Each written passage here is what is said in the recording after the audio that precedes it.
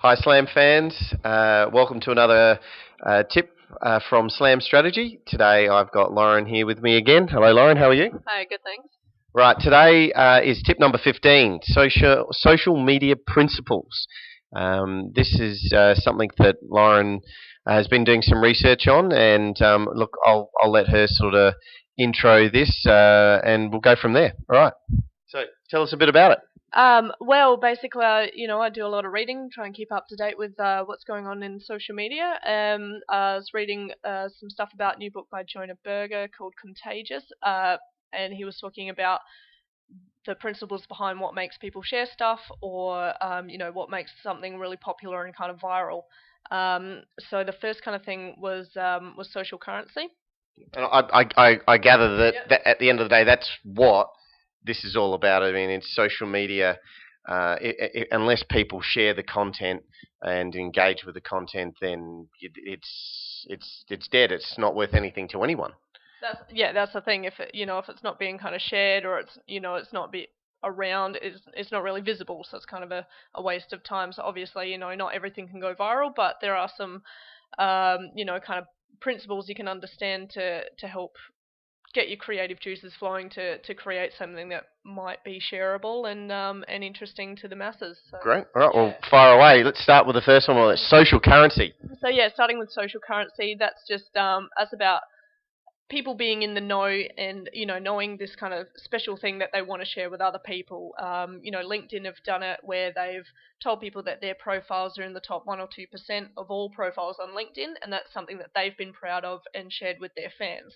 So it's something, it's interesting. It's like if you know about a secret pop-up bar in Adelaide that you're not going to want to tell people because you're the guy in the know. So it's Right, just so something that's interesting and exciting that makes you want to share it with all your friends and family. Right, so it's got some sort of worth, and hence, I guess, the reason why it's called currency.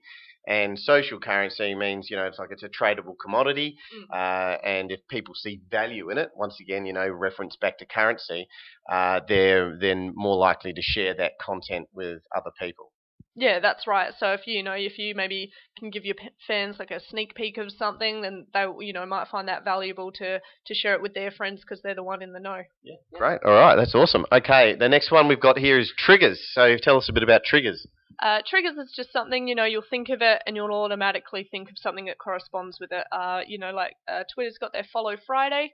So it's Friday, you think about it, and then you'll either see in the feed that lots of people are using that hashtag to promote their friends, or there was like Rebecca Black's song Friday. You heard it's Friday, and then people were viewing that song a lot more on Fridays, obviously, because that was a trigger. So Right. So that's like our Top Tip Tuesday. Is that like a trigger? that kind of thing, yeah. So people, they know what to expect, or they'll think that they'll expect something on a certain day or with a certain trigger. You could link muffins to coffee.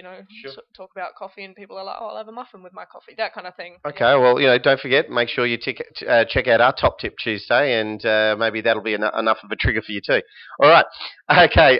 Next one is emotion. Now this one sounds like a good one. I know that a lot of content. You see the cat photos. And you see the number of people that will share content that's got something to do with a cat, even if you're not a cat lover. The number of people do it is crazy. Yeah, the internet's full of cats. I think because it appeals to people as it's something lovable, or it makes you laugh, or it makes you maybe there's some animals in distress or something, and that'll trigger your emotions. So obviously there's a lot of industries or businesses and not-for-profit organizations that can kind of work on that principle to get some shareability and get some attention. You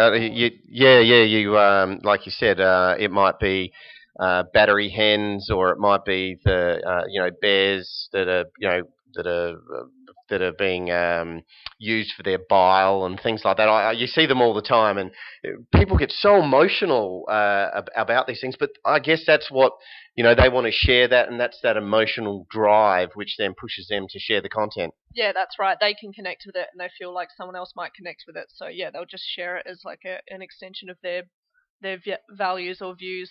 Yeah. Great. Okay. Awesome. Okay. Number 4, public. What's that one all about? Public is just it's about kind of doing what you see a lot of other people doing. You know, you see a restaurant that's chockers full of people. Obviously, you'll be like, oh, well, must be something special there. I'll go line up and go eat at that restaurant too. So it's the kind of thing is it kind of stems from using maybe other principles to make your content so public that people are like, oh, I have to get in on this and engage with it and share it as peer well. pressure. Yeah, something that's, you know, it's popular and people kind of want to be a part of it. So yeah, it's out there. Yeah, good, cool. Okay, I understand that. Okay, next one, practical values. What's that one mean? That's something that you can see how it applies to you. So it's useful information or information on a useful product or service that can apply to your needs. You know, with your business or personally. Yeah. Great. Okay. And then the last one there, stories. So fill me in on that one.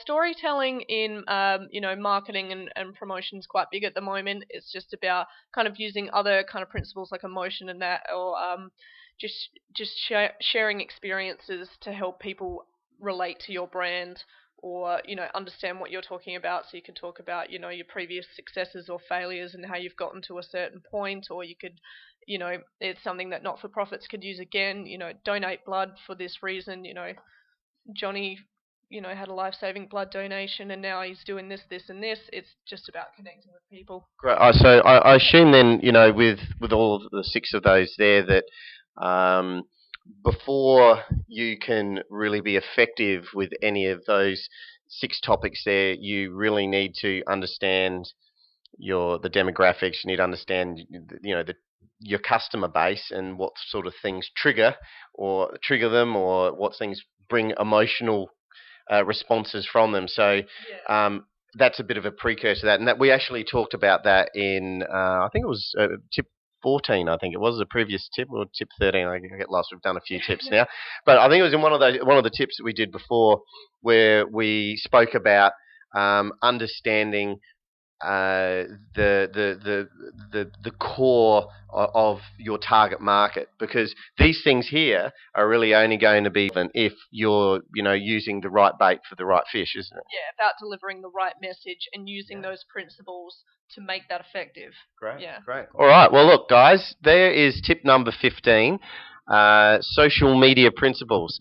If you have got any other questions, or if you'd like to know any more about social media, please, you can contact us on Facebook, on Twitter, on LinkedIn, and on YouTube.